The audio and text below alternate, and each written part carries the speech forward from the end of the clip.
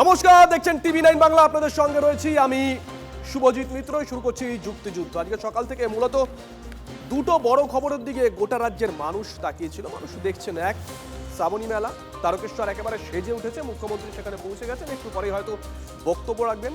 দুই, ঠিক সেই দিন সোশ্যাল মিডিয়া মারফত আমরা জানতে পারলাম প্রায় 20 বছর পর রাজ্যে ফিরতে চলেছেন তসলিমা নাসরিন। অর্থাৎ একদিকে যেমন ধর্মাচরণ, ঠিক অন্যদিকে বোধহয় মুক্ত চিন্তার বহিঃপ্রকাশ আবারও এ রাজ্যে হতে চলেছে তসলিমার হাত ধরে প্রায় 19-20 বছর পর। আচ্ছা, এখানেই তো প্রশ্ন যে বঙ্গ রাজনীতিকে তাহলে কোনো একটা নির্দিষ্ট নীতি অনুসরণ করছে, নাকি সময়ের দাবি মেনে বঙ্গ রাজনীতি এখন অন্য পথে হাঁটছে? আসুন এই নিয়ে চর্চা করব। চট করে একবার বিগলে প্রতিবেদন দেখি, তারপরে আসছি। আধ্যাত্মিক চেতনার এই ভূমিতে আমরা সরকারি হেলিকপ্টার থেকে যারা জলযাত্রী যাবেন শ্রাবণ মাসের প্রত্যেকটি সোমবার তাদের উপরে পুষ্পবৃষ্টি, গোলাপ বৃষ্টি করারও সিদ্ধান্ত গ্রহণ করেছি, যদি আবহাওয়া পারমিট করে। 15 करोड़ खर्चा करेंगे तारकेश्वर के लिए। वो पहले ही जब ममता बनर्जी दुर्गा पूजा को अनुदान देती थी तब इसको बीजेपी क्रिटिसाइज करते थे। तभी वही रास्ता पे वो चल रहे हैं। যাহাই তৃণমূল তাহাই বিজেপি। যখন এরা ক্লাবকে অনুদান দিত, দুর্গাপুজো দিত, এই অপোজিশন লিডার এই বিজেপি কত ক্রিটিসাইজ করত। তার কারণ আপনার উৎপত্তি কোথা থেকে? শিবের জটা থেকে। এদের উৎপত্তি কোথা থেকে? সবই শিবের জটা থেকে। আমরা আছি বলে না আপনারা সবাই ভালো আছেন, আর যদি আমরা না থাকি কোনোদিন সেরকম আসে 1 সেকেন্ড লাগবে। একটা কমিউনিটি যখন জোট বাঁধে না, ঘিরে ফেললে 1 সেকেন্ডে দেবে একদম 12টা বাজিয়ে। তোষণ অতীত বদলে বাংলায় এখন নিরাপদ মুক্ত চিন্তা, সেই পথে হেঁটে এবার বাংলায় ফিরছেন বাংলাদেশি সাহিত্যিক 20 বছর পর। 2007 সালের 21শে নভেম্বর, সেদিন তসলিমার বিরুদ্ধে মৌলবাদীদের বিক্ষোভে উত্তাল তিলোত্তমা। মুখ্যমন্ত্রী তখন বুদ্ধদেব ভট্টাচার্য, আর রাজ্যে পালাবদল হতেই ব্যান উঠল বাংলাদেশি সাহিত্যিকের। কিন্তু বামফ্রন্ট সরকারের আমলে বা পরবর্তীকালে তৃণমূল সরকারের আমলে এটা সম্ভব হয়নি, কারণ সরকার কোনোভাবেই এতে রাজি ছিল না। কিন্তু যখন সরকার পরিবর্তন হলো, আমরা একই অ্যাপ্রোচ নতুন সরকারের কাছে করলাম। নতুন সরকার আমাদের অ্যাপ্রোচটা মেনে নিয়েছেন। মাননীয় মুখ্যমন্ত্রী শুভেন্দু অধিকারীকে ধন্যবাদ। এবং তখন আমরা তসলিমা সিংকে বললাম যে দিদি এবার আসুন। আর সেই সময়ে ষড়যন্ত্র ইত্যাদি যা হয়েছিল সেগুলো আবার এখন নতুন করে বিজেপি তার মতো করে ভাষ্য তৈরি করতে চাইবে হয়তো, কিন্তু সেইটা আজকের দিনে আর মানুষকে খুব একটা কনভিন্স করতে ওরা পারবেন। 1 আগস্ট রবীন্দ্র সদনে গান কবিতা পাঠ করবেন তসলিমা নাসরিন। মুখ্যমন্ত্রীর সঙ্গে এক মঞ্চে থাকার কথা বাংলাদেশি সাহিত্যিকের। হিন্দু মেজরিটি নয় এরম কোনো জায়গায় কোনো মুক্ত চিন্তা নিরাপদ নয়, সে বাংলাদেশ হোক, পাকিস্তান হোক বা এই ভারতের কোনো প্রান্ত হোক। সুতরাং বৌদ্ধবাদের যদি চর্চা করতে হয়, মুক্ত চিন্তার যদি চর্চা করতে হয়, তাহলে হিন্দু মেজরিটি এলাকা থাকতে হবে।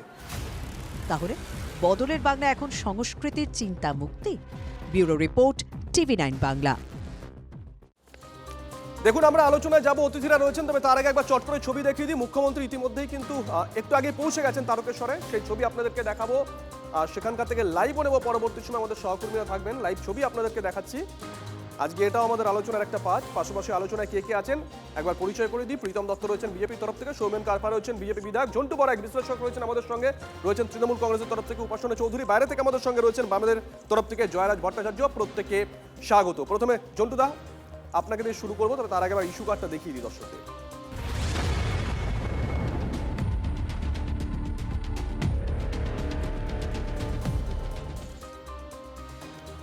ঝন্টুদা, সরাসরি প্রশ্ন, এবার কি তাহলে মন্দিরে ভক্তি আর রবীন্দ্র সদনে মুক্ত চিন্তা একসঙ্গে দেখতে পাবো? না, দেখো, দুটো অ্যাসপেক্ট আলাদা। যে 25 এবং 26 নম্বর ধারায় ধর্মের স্বাধীনতাটা বর্ণিত, ঠিক।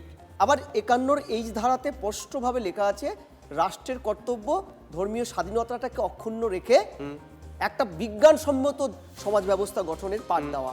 অর্থাৎ তৃণমূল যে ব্যবস্থাটা চালু করেছিল এবং তারও আগে স্বঘোষিত ধর্মনিরপেক্ষ তথাকথিত বামেরা 2007 সালে 22শে নভেম্বর যে কায়দায় মৌলবাদীদের কাছে হাঁটু গেড়ে তসলিমার মতন একজন বিশ্ব বর্ণিত বন্দিত সাহিত্যিককে এই কালচারাল মক্কা বলো, কালচারাল রাজধানী বলো, কলকাতা ছাড়তে বাধ্য করেছিল, দ্বিখণ্ডিত ব্যান করেছিল সংস্কৃতির মন্ত্রী সুকান্তর ভাইপো বুদ্ধবাবু। সেই দুটো জায়গা কিন্তু একসাথে মেলানো যাবে না, অর্থাৎ দুটো পাঠ, ধর্মের স্বাধীনতা, মুক্ত চিন্তা, রাষ্ট্রের যে কর্তব্য, ধর্ম নিরপেক্ষ বিজ্ঞানসম্মত ব্যবস্থা 51H এর উপধারায়, এবং বামেদের যে মুখোশ, মুক্তামুখ মুখোশ, যদিও ওই সেদিন ওই বিতরণে বামেদের মদত থাকলেও তাসলিমা ইস্যুতে কি বাম আর তৃণমূলকে এক সারিতে রাখবেন? একদম, কারণ নাকি ওই কাউকে আগে সময় এর হোতা ছিল কে জানো? এই জামায়াতে উলেমায়ে হিন্দের তখন নেতা এই সিদ্দিকুল্লাহ, যিনি পরবর্তীকালে মমতার ক্যাবিনেট আলো করে একাধিক সাম্প্রদায়িক হিংসার মুখ হয়েছিল, এবং বামেরা কিন্তু একে অ্যারেস্ট করেনি। এবং বিমানবাবুকে বলতে হয়েছে তার যাওয়াটা জরুরি। এবং পরবর্তীকালে দ্বিখণ্ডিত যখন ছাড়পত্র নিয়ে এলো, বামেদের সেই পুরনো কথা, ঐতিহাসিক ভুল। বেশ, সঙ্গে থাকুন জয়রাজ বাবু। শুরুতেই ঝন্টু বড়াইক বিশ্লেষক, কিন্তু আক্রমণের আঙুল আপনাদের দিকে। আমি প্রথমত আমি একটুখানি আমার নিজের পরিচয়টা রেকটিফাই করে নিতে চাইছি।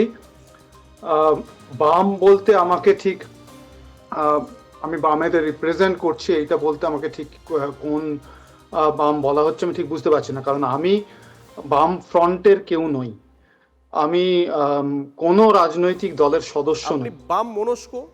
আমি বাম মনস্ক মানুষ, সুতরাং কোনো রাজনীতিগতভাবে কোন একটা সিদ্ধান্ত নেওয়া হয়েছে, সেই সিদ্ধান্তকে আমি ডিফেন্ড করতে পারবো না, ওটা আমার করা কাজ নয়। আমি থিয়েটার করি এবং আমার থিয়েটারে নিশ্চিতভাবে আমার যে বাম আদর্শ, বাম মনস্কতা তা রিফ্লেক্ট করে।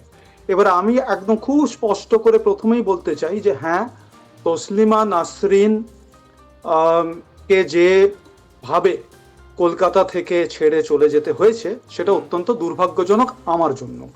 আমি এটাকে আদৌ মনে করি না যে ঠিক প্রক্রিয়া। আমি মনে করি একজন শিল্পী, একজন সাহিত্যিকের সর্বোচ্চ স্বাধীনতা প্রাপ্য আধুনিক সমাজ ব্যবস্থায়, এবং সেই যে নিরাপত্তা, সেই যে সাপোর্ট সিস্টেম, সেটা সরকারেরই প্রোভাইড করা, আধুনিক রাষ্ট্র ব্যবস্থায় সেটা সরকারের প্রোভাইড করা কাজ। সেটা যদি করতে কেউ ব্যর্থ হয় তাকে তাহলে সেই ব্যর্থতার দায় গ্রহণ করতে হবে। এর মধ্যে কোন পরিস্থিতিতে দাঁড়িয়ে, কোন কনটেক্সটে দাঁড়িয়ে হয়েছে সেগুলো ডেফিনেটলি ফ্যাক্টর, সেগুলো মাথায় রাখতে হয়। কিন্তু তৎসত্ত্বেও এ নিয়ে আমি অন্তত কোথাও এতটুকু দ্বিধা আমার নেই এটা জানাতে যে তসলিমা নাসরিনকে কলকাতায় যে তিনি আসতে পারেননি সেটা দুর্ভাগ্যজনক। 1, 2, তসলিমা নাসরিন এখন আসতে পারছেন, সেটা অত্যন্ত আনন্দের আমার জন্য, এটা যথেষ্ট ভালো খবর। এটা নিয়ে আমি আদৌ মনে করি না যে এটা খুব খারাপ খবর সংস্কৃতি চর্চার জগতে বা বাম রাজনীতির জগতে। এটা প্রথম আমার বলার কথা। কিন্তু একই সাথে আমার বলার কথা যে তসলিমা নাসরিন যেমন আসতে পারছেন, সেরকম কোনোদিন এসে উঠতে পারবেন না, চাইলেও এসে উঠতে পারবেন না গৌরী লঙ্কেশ। কারণ গৌরী লঙ্কেশ কে এইখানে ঠিক এইভাবেই তার নিজের কথা বলার জন্য, তার মতামত রাখার জন্য, ধর্ম নিরপেক্ষতার কথা, যুক্তিবাদের কথা বলার জন্য তাকে নির্মমভাবে ভারতবর্ষে দাঁড়িয়ে হত্যা করা হয়েছে। সেই কারণে তিনি কোনোদিন কলকাতায় এসে উঠতে পারবেন না, এটা একই সাথে দুর্ভাগ্যজনক। আসবো আপনার কাছে ঝন্টুদা, 10 সেকেন্ড, তারপরে যাব অন্য গেস্টের কাছে। দেখুন, গৌরী লঙ্কেশের যে যুক্তিবাদী আন্দোলন করার জন্য তাকে যে হত্যা করা হয়েছিল, তারপরে কিন্তু শাস্তি হয়েছিল। তসলিমার কে তাড়িয়ে দেওয়ার বিতরণের পরে কারো বিরুদ্ধে কোনো মামলা হয়েছে? শুধু তাই না, একটা অ্যাড করি, 6ই মে 2011 সালে কুখ্যাত জঙ্গি ওসামা বিন লাদেন হত্যার পরে কলকাতার বুকে দাঁড়িয়ে তোমার এই টিপু সুলতান মসজিদে প্রার্থনা করেছিল তৃণমূল কংগ্রেসের অন্যতম পৃষ্ঠপোষক ইমাম বরকতি সাহেব এবং ইদ্রিস আলী বিধায়ক। তারপরেও কি শাস্তি হয়েছিল? উপাসনা, আমার প্রশ্ন হচ্ছে এই যে একচোখা সিলেক্টিভ কথাবার্তা বলা। উপাসনা, ঝন্টুদা একটা ইনসিডেন্ট বললেন, আমি দুটো ইনসিডেন্ট বলবো। ঝন্টুদা 2011 বললেন, 2012 আমি বলছি তসলিমা নাসরিনের একটি বই, সেই বইটা প্রকাশ করার কথা ছিল তার নিজের এসে কলকাতা বুক ফেয়ারে, মমতা বন্দ্যোপাধ্যায় জমানার প্রথম বুক ফেয়ার, তিনি আসেননি, গিল্ড বাতিল করে দিয়েছিল অনুষ্ঠানটা। কি হয়েছিল না হয়েছিল প্রত্যেকের মনে আছে। ঠিক একই রকমভাবে 2013, ঠিক তার পরের বছর সালমান রুশদির আসার কথা ছিল এখানে, একদম এক কারণ দেখিয়ে বাতিল করে দেওয়া হয়েছিল কর্তৃপক্ষের তরফ থেকে পরপর 2 বছর 26 উপাসনা। স্টার্ট করো 26-এ উদারপন্থী মুসলিম লেখক ঠিক মুম্বাইয়ের তিনি আসতে পারেননি। উপাসনা। ইনসিডেন্টগুলো তুলে ধরলেন খুব স্বাভাবিকভাবে বাংলার বুকে আজকে যিনি আসছেন বাংলার একজন নাগরিক হিসাবে তাকে আমরা আহ্বান জানাই এবং ওনাদের লেখনী বরাবরই আমাদের সকলকে কিন্তু অনুপ্রাণিত করে এসছে লড়াইয়ের ময়দানে আরেকটু বেশি অনুপ্রাণিত করে যাতে লড়াইটা করতে পারি সেই জায়গা শিখিয়ে এসছে। কিন্তু যেই কথাটা আপনি উল্লেখ করলেন স্বাধীনতার কথা, যে এবার বাংলার বুকে কি বাক স্বাধীনতা এবং মানুষ যেই জিনিসটা তুলে ধরতে চাইছে সেই জিনিসগুলো আমরা দেখতে পাবো।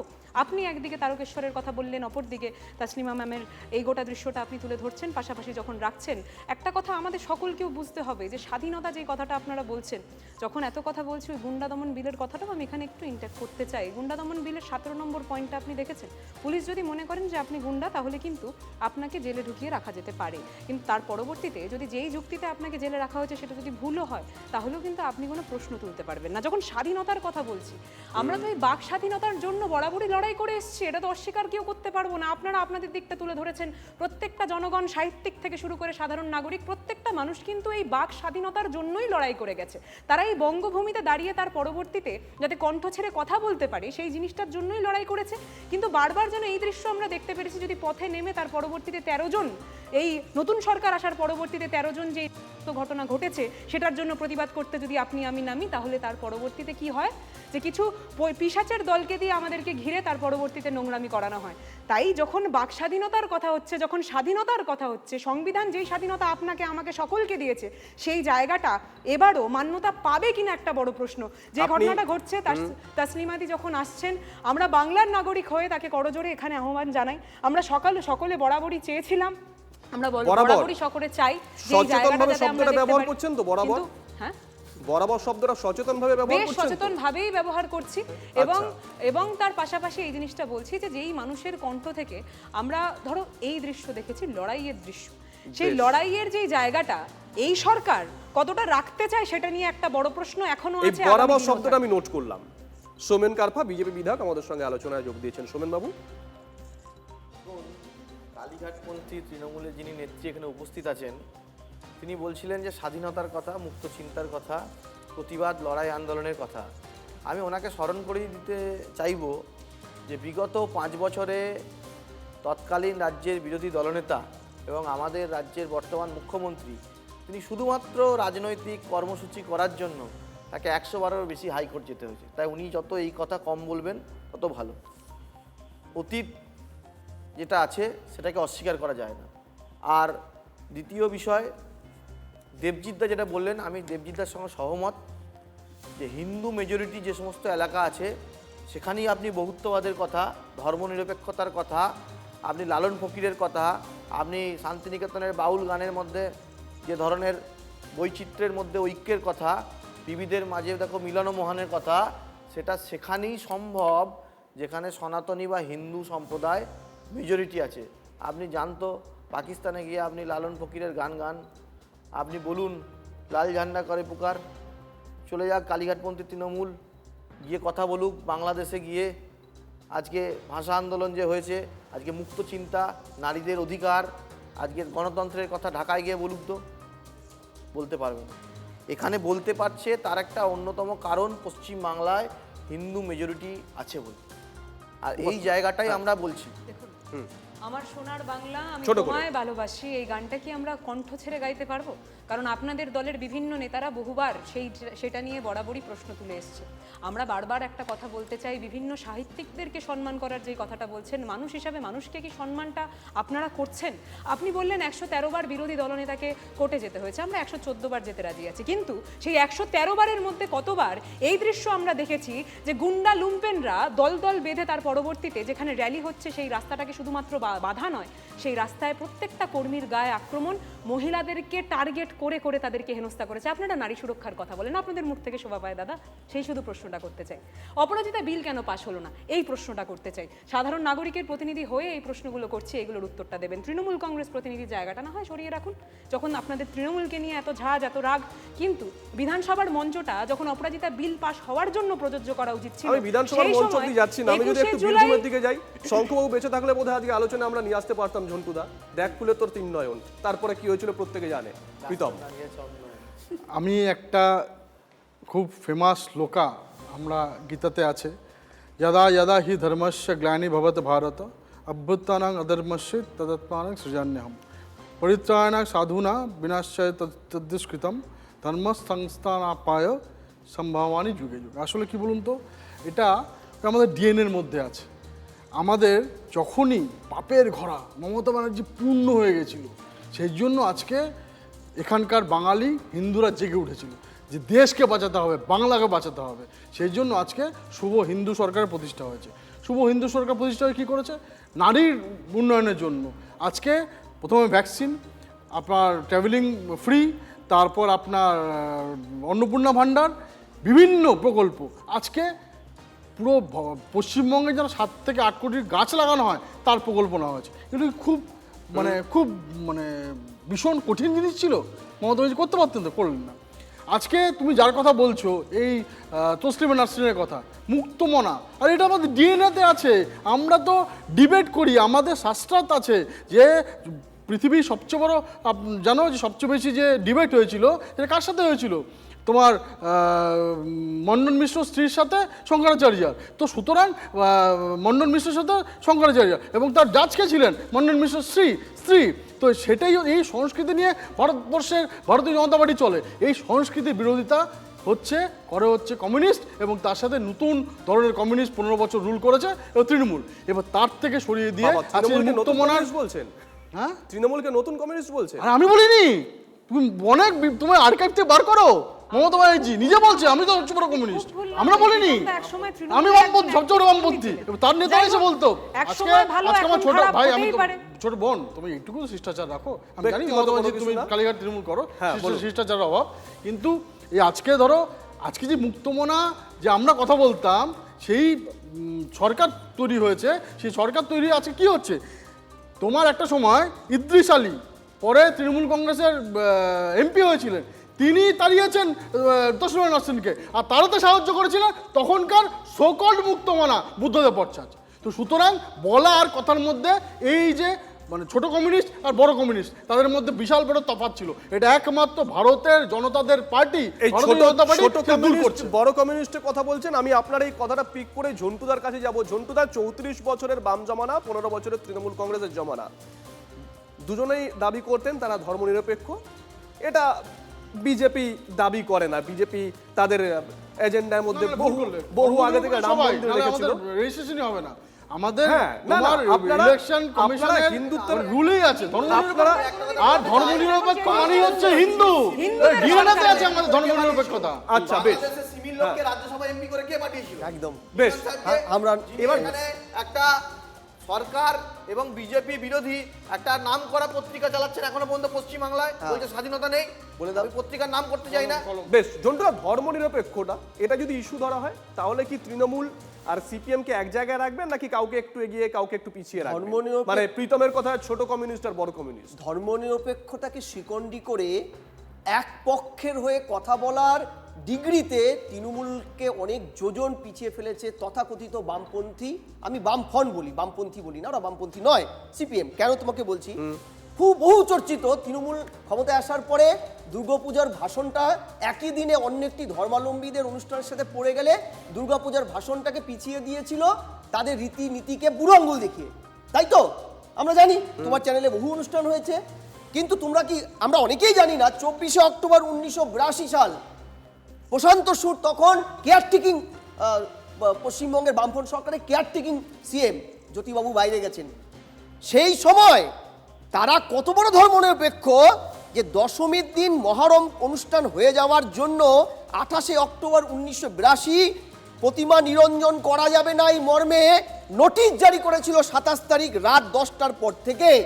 অর্থাৎ তারা কত বড় ধর্মনিরপেক্ষ। দ্বিতীয়, ধর্মনিরপেক্ষতার কথা সিপিএম বলে, সিপিএম তৃণমূল সত্যিকারের ভাই বোন। কারণ কি, গ্লোরিফাইড ভিকটিম, সিপিএম এর গ্লোরিফাইড ভিকটিম ছাত্রী তো মমতা বন্দ্যোপাধ্যায়। সিপিএম যা শেষ করেছে মমতা ব্যানার্জি সেখান থেকে শুরু করেছে। ফলে তথাকথিত ধর্মনিরপেক্ষতার এই ধরনের বড় বড় ফানুস তারাই বলতে পারে। তোমাকে আমি আরো উদাহরণ বলি, ছোট করে, যে সিপিএম ধর্মনিরপেক্ষতার নাম করে 34 বছরে এমন উদাহরণ সেট আপ করেছিল যে একাধিকবার এ রাজ্যে সাম্প্রদায়িক দাঙ্গা হলেও সেটাকে তারা সারফেসে আনেনি। সৌমেনবাবু 10 সেকেন্ড, তারপরে জয়রাজ বাবুর কাছে যেতে আমি হবে। কলতন্দার ফোন আমি শুনছিলাম, আমার দুর্ভাগ্য যে ওদের সঙ্গে একদিন দল করেছিলাম, আমার পূর্বের রাজনৈতিক দল। তো ওরা যে বড় বড় কথা বলে, ওদের সুভাষ চক্রবর্তী যদি তারাপীঠে গিয়ে পুজো দেয়, সুভাষ চক্রবর্তীকে শোকাজ হতে হয়। আর যখন রেজ্জাক সাহেব যখন হজ করতে যান, যখন সুজন বাবু, সেলিম বাবু ফুরফুরা শরীফে গিয়ে কোলাকুলি করেন, তখন তো তাদেরকে শোকাজ করতে হয় না। আজকে বিকাশ বাবু, তাকে প্রমাণ করতে হয় তিনি সেকুলার। কলকাতার প্রকাশ্য রাস্তায় একটি না, বুঝতে পেরেছি আপনি কি ইঙ্গিত সেটা করছেন। আপনার একটি কমিউনিটির ভাবাবেগ আঘাত লাগবে, সেটা করে উনি সগর্বের সঙ্গে বৈজ্ঞানিক কথাবার্তা, বিজ্ঞান quote unquote Che Guevara Fidel কাস্ত্রোর কোট দেন। কিন্তু এটা আপনি বিধর্মী আরেকটা করে কথা বলে সেই সমস্ত খাদ্যাভ্যাস যা তাদের গায়ে আঘাত বুঝতে লাগবে, পেরেছি। সেটা করে কোনো জয়রাজবাবু, কোট তিনি দিতে পারবেন কলকাতার রাস্তায়? জয়রাজবাবু, তাহলে আজকের পুরো আজকের আরেকটা চর্চার বিষয় বোধহয় এটাও হতে পারে যে ধর্মীয় আস্থা যেটা তারকেশ্বর আমরা দেখছি, গেরুয়া বসনপ্রয় সাধুরা বসে আছেন, সেখানকার মানুষ যোগ দিয়েছেন অনুষ্ঠানে। পাশাপাশি বিতর্ক, মানে তাসলিমা নাসরিনের যাওয়া ফিরে আসা নিয়ে যে বিতর্ক, এই দুটো যদি একসঙ্গে বসানো যায়, এটা কি গণতন্ত্রের জন্য ভালো না খারাপ? আমি আপনার প্রশ্নটা যে খুব ভালো করে বুঝতে পারলাম এমন নয়, কিন্তু তারপরেও আমি আবারও বলছি যে যদি গণতন্ত্রের জন্য যদি একটি ভালো হয়, একটি উদাহরণ যদি ভালো হয়, তাহলে বাকি 4টে উদাহরণও একই সাথে আমাদের চিন্তার মধ্যে নিয়ে আসা উচিত। ঠিক যে কথা বিজেপির প্রতিনিধিরা এখানে বলছেন, আমিও সেই একই কথা বলছি, যে যদি এই ক্ষেত্রে গিয়ে দেখা যায় যে এটা ধর্মনিরপেক্ষতার ক্ষেত্রে যথেষ্ট প্রামাণ্য নয়, তাহলে অন্য উদাহরণটাকে আমরা কি করে ইগনোর করতে পারবো? যদি আমরা তসলিমা নাসরিনের ওপর যে ঘটনা ঘটেছে, সেই ঘটনাকে যদি আমরা আজকে বলি সেটা যদি এক ধরনের অন্যায় হয়, সেটা যদি এক ধরনের অপরাধ হয়, তাহলে কি করে আমরা কালবুর্গি, কি করে আমরা গোবিন্দ পাঞ্জারে, কি করে আমরা গৌরী লঙ্কেশ, কি করে আমরা এতগুলো নাম ভারতবর্ষের ক্ষেত্রে এতগুলো নাম, যে নামগুলো বারংবার শুধুমাত্র ধর্মীয় উন্মত্ততা, ধর্মীয় উন্মাদনা তাকে প্রশ্ন করার জন্য এখানে তাদেরকে হত্যা করা হয়েছে, এবং প্রতিটি ক্ষেত্রে তারা হত্যা হয়েছে, একেবারে অ্যাসাসিনেশন হয়েছে তাদের, এবং প্রতিটি হত্যার সাথে কোনো না কোনো স্তরে আমি ঠিক এই জায়গায় জয়রাজবাবু এই জায়গায় প্রশ্নটা করেছিলাম যে আপনারা বা বামমনস্ক যারা এই অভিযোগটা তোলেন যে ধর্মীয় উন্মত্ততা, ধর্মীয় উন্মাদনা, ধর্ম বা ধর্মীয় আবেগ বা হিন্দু এবং হিন্দুত্ববাদীর পার্থক্য, এই যে চর্চাগুলো হয়ে থাকে, আমার প্রশ্ন ঠিক এই জায়গাতে, একদিকে সেই রকমই একটা হিন্দু ধর্মের সাধুরা বসে আছেন যে ছবি আমরা দেখছি, আরেক দিকে দেখছি একজন বিতর্কিত লেখিকা, বিতর্কিত মুক্তমনা শিল্পী বা যাই বলেন না কেন, তার সেই সরকারের আমলে রাজ্যে আসা, এইটা গণতন্ত্রের জন্য কি ধরনের বিজ্ঞাপন? এটা গণতন্ত্রের জন্য খুবই ভালো, আমি এটার মধ্যে কোনো কন্ট্রাডিকশন দেখি না। আচ্ছা, আপনি যেটা, হ্যাঁ, এখানে তো ওই বামরা বলতে শুরু করলে